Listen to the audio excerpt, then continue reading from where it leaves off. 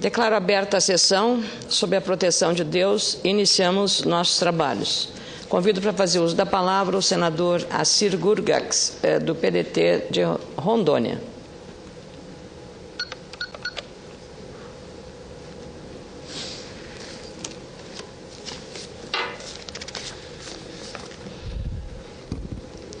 Senhora Presidente, senadora Ana Amélia, que preside a sessão nesse momento, senhoras e senhores senadores, nossos amigos que nos acompanham pela TV Senado, pela Rádio Senado, pelas redes sociais.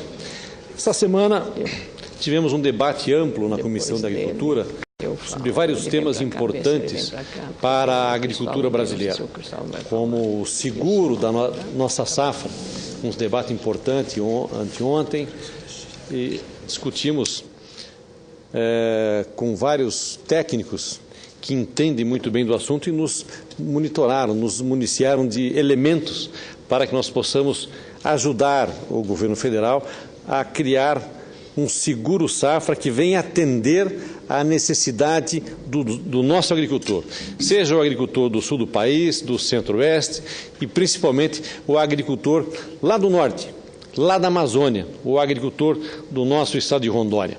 Tivemos também com o general Frache para discutir a questão da BR-364, a questão da BR-425, lá de Guajará-Mirim a Porto Velho, onde nós queremos e precisamos a restauração dessas BRs para que elas aconteçam o mais rápido possível, que a população de Guajará-Mirim, de Nova Mamoré, não aguentam mais a situação que está a BR-425, assim como estava no passado tão recente, a BR-364, que agora já está em sua restauração e que nós já estamos trabalhando no sentido de duplicar a BR-364 em toda a sua totalidade. Tivemos também reuniões importantes no Ministério de Minas e Energia com relação ao assentamento Joana d'Arc, lá em Porto Velho, a preocupação que traz para os ribeirinhos a questão dos efeitos que também acontecem com a construção das usinas, tanto Jirau quanto Santo Antônio, para a população agrícola que vive no entorno do lago que vai se formar lá em Porto Velho. Mas o tema que eu trago hoje, senhora Presidente, amanhã é o Dia da Pátria. Talvez o 7 de setembro mais esperado dos últimos anos é o 7 de setembro de 2013. Normalmente essa data é aguardada em função dos desfiles comemorativos, com ensaios e desfiles nas escolas, em colégios, corporações militares. Nas últimas décadas, essa data também sempre foi aguardada por os manifestantes chamados do Grito dos Excluídos, que passaram a dar cores de protestos ao dia que marca a independência do Brasil. Para este 7 de setembro, portanto amanhã, é aguardada uma grande mobilização nacional a ser realizada em quase 150 cidades brasileiras, conforme vem sendo anunciado pela imprensa.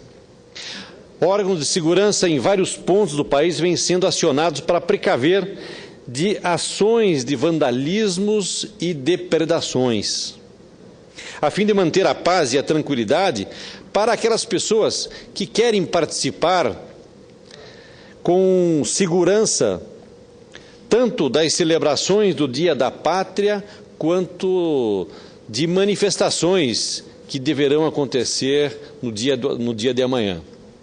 Eu acredito que esse seja o momento de pedir tranquilidade às pessoas que pretendem sair às ruas para se manifestar, como as que ocorreram no mês de junho em todo o nosso país. É preciso que as reivindicações da população sejam expressadas com clareza, para que não sejam confundidas com desordem. A população quer se manifestar e essas manifestações são importantes para a população, são importantes para nós no Congresso, são importantes para as esferas municipais, estaduais e federal do Executivo, para que a gente possa entender e saber o que a população espera da nossa atuação aqui no Congresso Nacional e também do Executivo. Por isso nós valorizamos e muito e acompanhamos de perto todas as manifestações que acontecem em todas as cidades brasileiras, em especial as que acontecerão lá e aconteceram e acontecerão lá no nosso estado de Rondônia também. Sabemos que o brasileiro tem muito do que reclamar e muito a criticar também. Pagamos hoje impostos elevadíssimos e ainda não contamos com a infraestrutura de serviço à altura do que a população precisa e merece. Eu mesmo aqui nesse plenário já defendi inúmeras vezes que o governo deve atuar de forma planejada e mais intensa na implantação de uma melhor infraestrutura para a população brasileira. Seja nas cidades, seja no campo, seja nas estradas maiores, menores, nas nossas vicinais, seja na infraestrutura da produção agrícola, atenção para o nosso agricultor familiar, aqueles agricultores que precisam do apoio do governo federal, que precisam da atuação do seu prefeito, dos vereadores, do seu governador, dos seus deputados estaduais, dos vereadores, dos técnicos das prefeituras, dos secretários municipais, dos secretários estaduais, precisam de uma atenção especial. No entanto, é preciso que, mesmo em meio a tantas razões para protestar, fique claro que os meios democráticos são e nunca vão deixar de ser o melhor e a mais correta forma de realizar conquistas e de ver as nossas reivindicações serem atendidas. E o voto é a forma mais certeira para retirar do poder as pessoas daninhas a qualquer esfera do governo e também colocar no lugar certo as pessoas verdadeiramente comprometidas com a administração pública, com as questões públicas, aquilo que vem melhorar a qualidade de vida da população brasileira. Estas são as ações dignas de uma sociedade civil organizada, consciente e consciente de sua força e de seu poder. Ano que vem teremos eleições. Esse será o melhor momento para que nós possamos separar o joio do trigo. Eu tenho que dizer que no nosso estado de Rondônia, nos últimos anos, nas últimas décadas, a cada mandato que acontece, nós temos tido problemas com representantes em algumas câmaras municipais, na Assembleia Legislativa, representantes na Câmara, representantes no Senado. São vereadores que foram cassados, prefeitos afastados, prefeitos presos no Estado, deputados, presidente da Assembleia preso. Tivemos o primeiro deputado federal da história do Brasil preso, o primeiro senador condenado. Então, que 2014 a população faça verdadeiramente a sua revolução, mas o faça nas urnas, separando o joio do trigo, fazendo com que faça valer a sua vontade, a vontade de ter melhores condições de vida, vontade de que nós possamos, se não acabar com a corrupção, mas diminuir num percentual muito grande a corrupção que existe no nosso estado de Rondônia e no país. Mas somente através do voto nós poderemos fazer isso. Não é uma reforma política, uma reforma eleitoral que vai resolver o nosso problema, mas sim não deixando que ninguém venda o seu voto, separando aquelas pessoas que compram o voto, aquelas pessoas que já se caracterizaram como corruptos brasileiros, corruptos rondonenses, que voltem à vida pública. Nós precisamos fazer isso e temos que fazer isso, vamos fazer isso através do nosso voto. Esta é a verdadeira revolução que o Brasil precisa e eu tenho absoluta certeza que os brasileiros, e em especial os rondonienses, farão nas eleições de 2014. Sabemos que o brasileiro tem muito para reclamar e criticar realmente.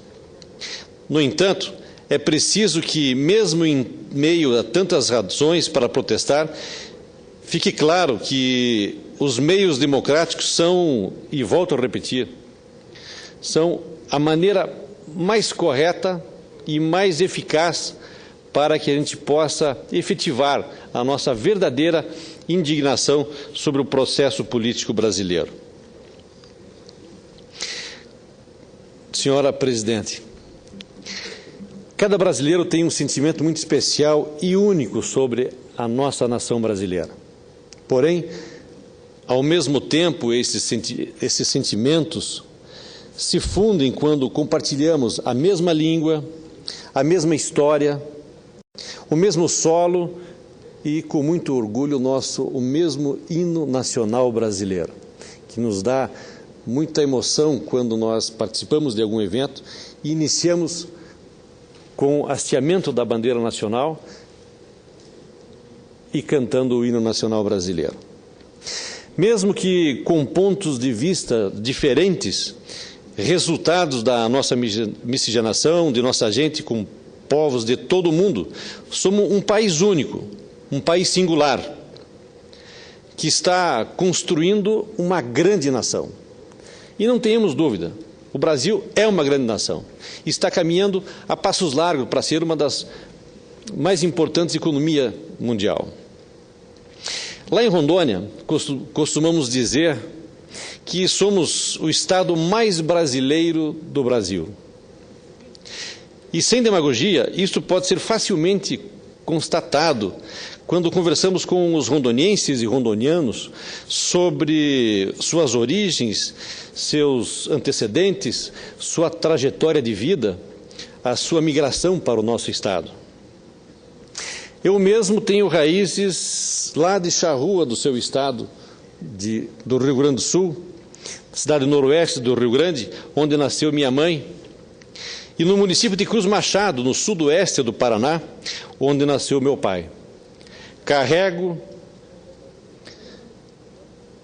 comigo as lembranças de minha infância de Cascavel, no oeste do Paraná, bem como as remotas origens de meus avós, imigrantes da Polônia e da Itália, que encontraram no Brasil uma nova pátria, um lugar para viver melhor, um lugar para constituir as suas famílias e aqui viverem com segurança, viverem com alegria, com harmonia e viverem em família. Os rondonienses de nascimento, ou os rondonienses de coração, assim como eu, cultivamos um sentimento de Brasil muito especial. Digo isso porque fomos chamados para colonizar a Amazônia brasileira, num período em que o lema era integrar para não entregar. Acompanhei de perto o surgimento do estado de Rondônia. Naquela época, no início dos anos 70 do século passado, migramos do Paraná para o norte do país, atendendo ao chamado do governo federal para promover a integração da Amazônia ao território nacional brasileiro. Muitas famílias começaram praticamente do zero, se embrenharam na mata fechada, apenas com o chamado cacaio nas costas. Quem não conhece o cacaio, que já falei aqui várias vezes, era um kit com uma mochila que se carregava nas costas, não uma mochila moderna que hoje que tem lugares para colocar tudo, mas era era uma mala de garupa, era um amarrado nas costas que lá levava um machado, a foice, um sal, um facão para encontrar alguma caça para poder sobreviver na mata e abrir o seu lote, fazer o seu barraco, enquanto a família ficava no núcleo, em algum distrito que não era município ainda. Depois de aberto um clarão no meio da mata, construía ali o seu barraco, essa pessoa iria buscar a sua esposa, seus filhos menores, e assim nós participamos e vimos acontecer uma das maiores reformas agrárias brasileiras que se constituiu no estado de Rondônia. Muitas famílias abriram as clareiras na mata para construir as suas casas improvisadas de lona e taipa, para fazer a roça, a pastagem do gado e formar os primeiros núcleos de povoamento. Lembro bem quando auxiliava meu pai no embarque dessas famílias lá no Paraná. Muitas delas moravam onde hoje é o Lago do Itaipu e também de outras regiões do Paraná e do sul do nosso país. E as transportávamos de ônibus para o norte do país, especialmente ao nosso estado de Rondônia. E para os núcleos de assentamentos do INCRA, no então território de Rondônia, que hoje são chamadas e são as nossas cidades, as principais cidades do estado de Rondônia. Um dos mais jovens da Federação Brasileira, onde as marcas dessa epopeia ainda estão vivas e onde encontramos um pouco de cada Brasil que forma esta grande nação brasileira. Lá em Rondônia temos mais de 30 povos indígenas. Temos nordestinos, gaúchos, paranaenses, capixabas, catarinenses, mineiros, baianos, enfim. Pessoas de todos os cantos do Brasil que deixaram seus locais de nascimento em busca de um novo Eldorado. E lá encontraram. Em busca de um pedaço de chão, de um novo horizonte para a sua família, para a sua empresa e para o Brasil. É esta vastidão territorial do Brasil, com toda a sua diversidade natural, étnica, cultural e econômica, que nos remete à necessidade de olhares específicos para compreendermos a sua complexidade e as suas necessidades. As necessidades desse povo que deixou vários estados brasileiros já desenvolvidos para desenvolver um novo estado brasileiro, para melhorar ou para contribuir para a economia brasileira. Por mais que sejamos um povo, nação, como bem descreveu o nosso antropólogo Darcy Ribeiro, essa unidade não significa nenhuma uniformidade. Falamos de uma mesma língua, mas com sotaques regionais que refletem nossa diversidade regional. É por isso que somos um país único, uma nação forte e com oportunidade para todos, mas que ainda precisamos resolver muitos problemas de infraestrutura, reduzir as diferenças sociais e reparar algumas mazelas que aconteceram no passado. Tomo aqui como exemplo de ação desse tipo que aconteceu ontem no Ministério de Minas e Energia, quando participamos de uma reunião solicitada por representantes de uma localidade, de uma comunidade localizada na área rural do município de Machadinho do Oeste, no interior do meu estado de Rondônia. Cerca de 800 famílias produtoras de látex, a borracha natural bruta de seringais localizados em 25 reservas extrativistas estaduais e federais, ainda vivem hoje sem energia elétrica. Eles solicitam a implantação urgente do programa Luz para Todos em toda a sua região para que eles possam ter uma qualidade de vida melhor.